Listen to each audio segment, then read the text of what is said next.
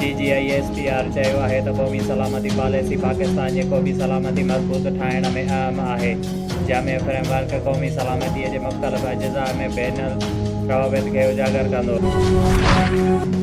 पाकिस्तान में ओमिक्रॉन जा 75 केस साम्हूं अची चुका। पहिरियों केस 13 डिसंबर ते रिपोर्ट थियो। नेशनल इंस्टीट्यूट ऑफ हेल्थ अदद जारी करे छॾिया। अदद जे मुताबिक़ ओमिक्रॉन जा 33 केस कराची, 17 इस्लामाबाद, 13 लाहौर ऐं 12 केस ॿाहिरि खां ईंदड़ माण्हुनि में रिपोर्ट कया विया। बेरानी शहर जे रहवासी गुलाम मोहम्मद मरी ते यूरिया कलर जे डीलरनि ऐं SHO बेरानी तंज़ीम हुसैन वगण 12 केस दाख़िल करण ख़िलाफ़ आल पाकिस्तान मरी इताद ऐं सिंध मरी इताद जे अॻवान मीर हाजी मरी, माफ़ी खान मरी, सरफराज़ हुसैन मरी, हाजी खान मरी, हाजी ईद मोहम्मद मरी, नदीम मरी ऐं ॿियनि 12 प्रेस क्लब बांदी साम्हूं एहतिजाजी मुज़ाहिरो कयो वियो। उन मौक़े ते अॻवाननि ॻाल्हाईंदे चयो त यूरिया कलर जे डीलरनि खां पैसा वठी SHO बेरानी गुलाम मोहम्मद मरी ते कूड़ी FIR दाख़िल कई आहे, जंहिंजी सख़्त लफ़्ज़नि में मज़म्मत करियूं था। हुननि बस वारनि खां अपील कंदे चयो आहे त यूरिया कलर जे डीलरनि ऐं SHO ख़िलाफ़ कार्रवाई करे दाख़िल कूड़ो केस ख़त्म कयो वञे।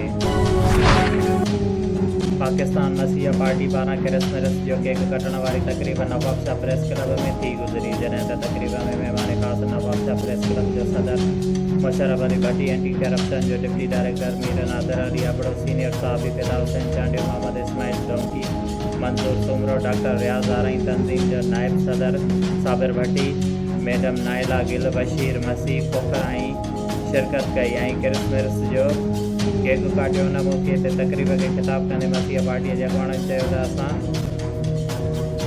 सिलेक्शन न पर इलेक्शन चाहियूं था। जॾहिं त पाकिस्तान मसीह पार्टी ॿियनि सियासी पार्टियुनि सां मिली करे सिलेक्शन सिस्टम जे ख़िलाफ़ मुहिम जो आगाज़ करे रही आहे। डिप्टी कमिश्नर शहीद बेनज़ीराबाद आमिर हुसैन पनवर जी सदारत हेठि ज़िले जे अस्पतालुनि में सिहत जे सहूलियतुनि में बहितरी आणण जे सिलसिले में हिकु गॾिजाणीअ जी दरबार हाल में थी गुज़री।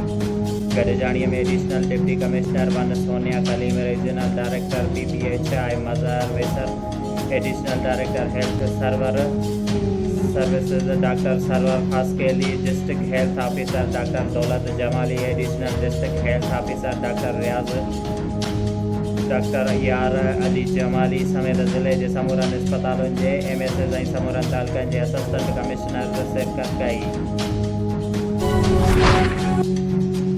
सिंध में यूरिया भाण ब्लैक ते विकिरो करण ख़िलाफ़ जिस्कम मर्कज़ पारां मरकज़ी तर्जुमान आसिफ रज़ा मक्सी, शोबान भाटी, सैयद मसूद शाह, तारिक समो, फरमान मला, शकीर लखमीर ऐं ॿियनि जी अॻवाणीअ में नवाब शाह प्रेस क्लब ॿाहिरां मरण घड़ीअ ताईं बुख हड़ताल शुरू करे छॾी। जॾहिं त उन मौक़े ते जिस्कम मर्कज़ी तर्जुमान आसिफ रज़ा मक्सी ऐं ॿियनि चयो त सिंध में दानिशा तौरु यूरिया भाण जे ज़ख़ीरा अंदोज़ी करे ब्लैक ते विकिरो कयो पियो वञे, जंहिं सां नंढनि आबादगारनि खे वॾो नुक़सानु पहुची रहियो आहे, जंहिं ख़िलाफ़ असां मरण घड़ीअ ताईं बुख हड़ताल कई आहे।